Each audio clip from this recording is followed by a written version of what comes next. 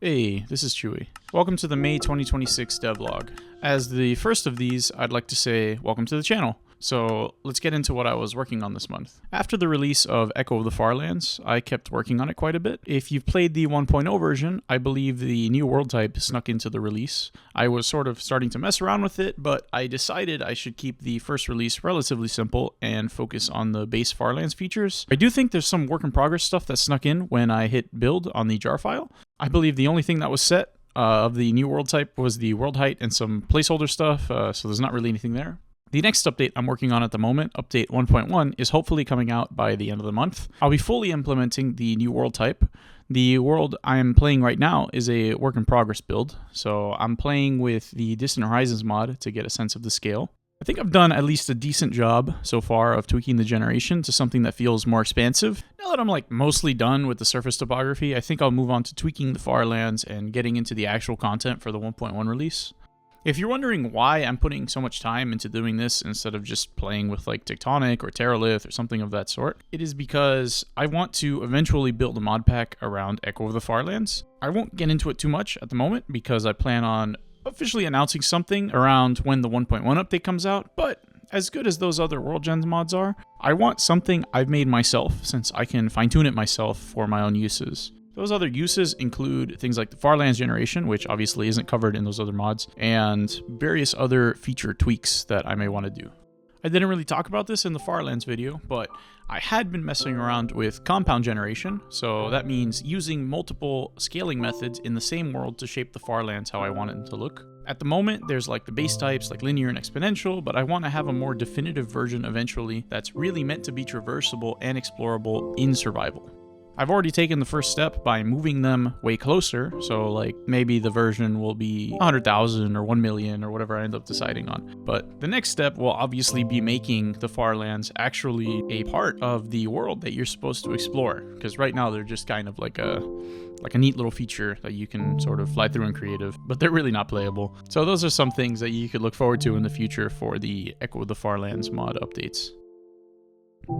This month, I also released an update to the Magic Pockets mod. I'll tell you this, every time I sit down to do something with that mod, it's always kind of agonizing. The features are straightforward to add, I more or less know what I want to add, but if you watch the original video, you kind of get an idea for the development process for this mod. The inventory is just not really meant to be modified in any sort of way. You know, when I'm working on the World Gen, for example, it's all data. I could just change that really easily. If I want to add a block, you can add a block. There's a way to do that. If you want to add an item, those are really easy. But changing the inventory and adding stuff to it directly, without workarounds like backpacks and other systems, it's a pain. It's really a pain. So I kind of avoid it. But just like I mentioned in the Echo of the Farlands segment, it's necessary for me to sort of work on this because I'm eventually going to be putting together a mod pack. So there's really no way around it. I need some kind of personal inventory management mod.